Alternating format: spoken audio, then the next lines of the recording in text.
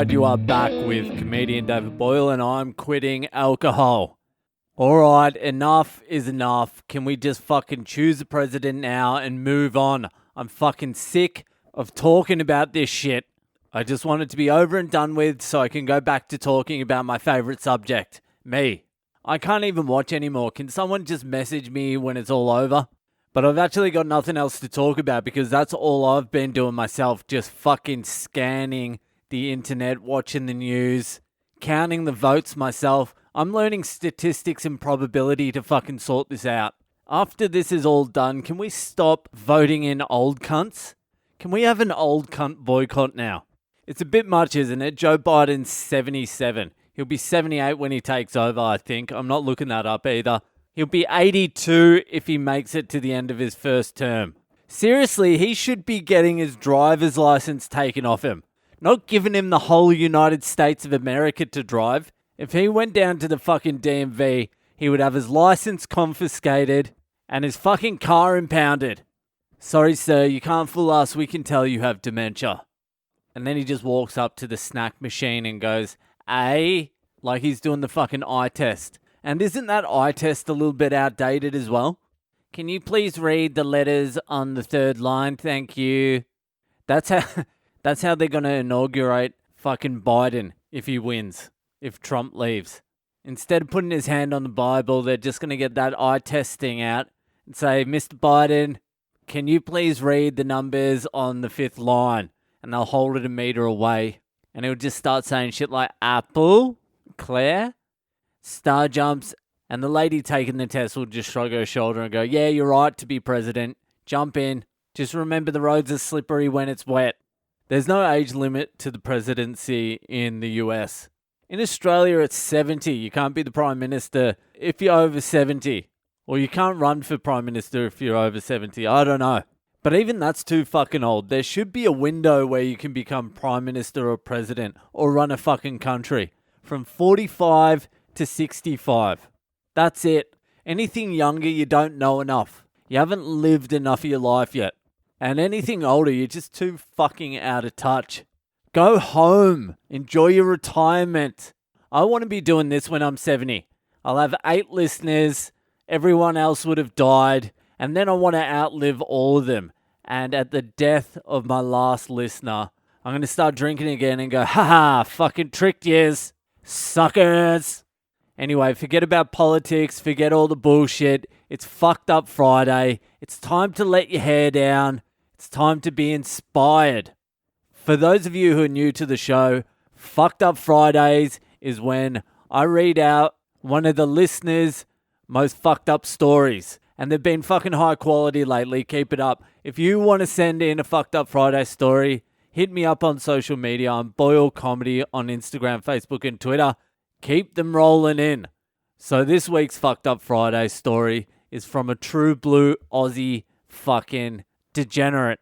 He sounds like every single one of my friends. It basically sounds like a story one of my mates sent to me.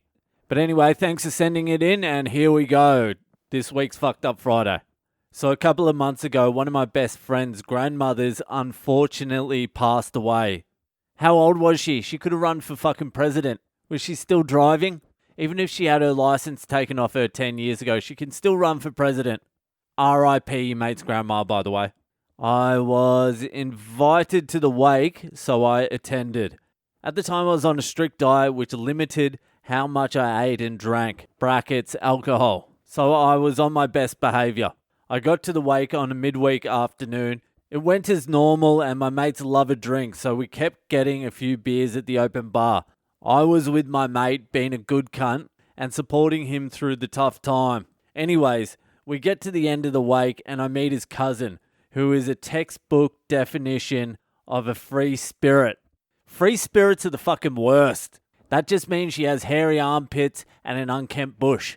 Anyone who says they're a free spirit means they're basically homeless. So this dude's cousin was a textbook definition of a free spirit.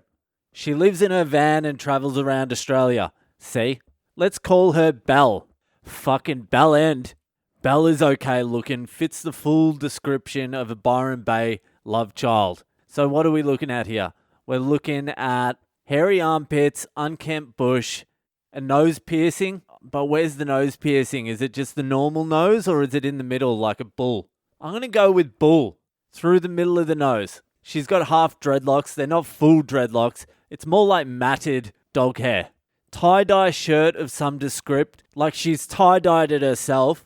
And I'm going out on a limb here. She's good at hula hooping. So we briefly talk, and as the night wraps up, we are invited back to my mate's house for more drinks. I realize I haven't eaten since breakfast, so I know if I keep drinking, it won't end well. We get back to his, and I start hooking into the free piss. We have a chill night, but I steal away to have a dart. That was a weird turn in the story. For the whole story, you sound like a fucking bogan, and then just that one line, I steal away for a dart. What was that? You turned it into a fucking Danielle Steele romance novel for fucking 1 second. I steal away for a dart. I'm not knocking it. I like it. And when I do this, he means steal away for the dart when he steals away for the dart. And when I do this, I notice Belle follow me outside. We roll darts and start chatting shit and vibing. That's pretty much the description me and my mates had of every single night for about a decade. What did you do? We had a few darts, just talk some shit, vibing. We got back inside and kept socializing with everyone. An hour passed and I go out for another dozer and Belle follows me again. I forgot to mention, it's her grandma that passed away too. And we continue to vibe. This time I go in for the kill and we start hooking up. I feel like a cunt, but I wasn't the best looking cunt, so I took it and ran with it. Then I said, I would love to... Then I said, I would love to fuck you. She said, me too. Nice. Nice moves, mate. So we finished our dart, went inside the house again. The night went on and we waited till everyone went home and to sleep. I said, let's go to the spare room. So we did, and we had a massive fuck session. The next morning, I bail at about 7 a.m. And to my surprise, one of my other good mates was driving past, so he pulled over and took me home. I get a text message from my mate saying, bro, I can't believe you did that at my nan's funeral of all places. I was shocked because I thought we were in the clear, but it turns out me being pissed and not eating, I was completely blacked the fuck out. I went up to my mate who lost his grandma and said, bro, I'm gonna fuck your cousin. I'm going to fuck your cousin tonight. And it's all... and it's all in the name of your late grandmother. Respect, bro. All right, that is the best. That's one of the best lines. That's one of the best lines I've heard.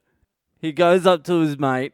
And he goes, bro, I'm going to fuck your cousin tonight and it's all in the name of your late grandmother. Respect, bro. Respect to you too, bro. That is gold. And he got angry and went to bed. To make matters worse, one of our good friends banged his sister the weekend before. This guy is having a rough time. So that's the story of me banging a first cousin of one of my best mates at her and his grandma's wake. I've never seen her again, but I see my mate all the time, which makes it great. All right, that was fucking funny. I enjoyed that. Thanks for sending it in. I'm out of here. Enjoy your weekend, and I'll see you the fuck later.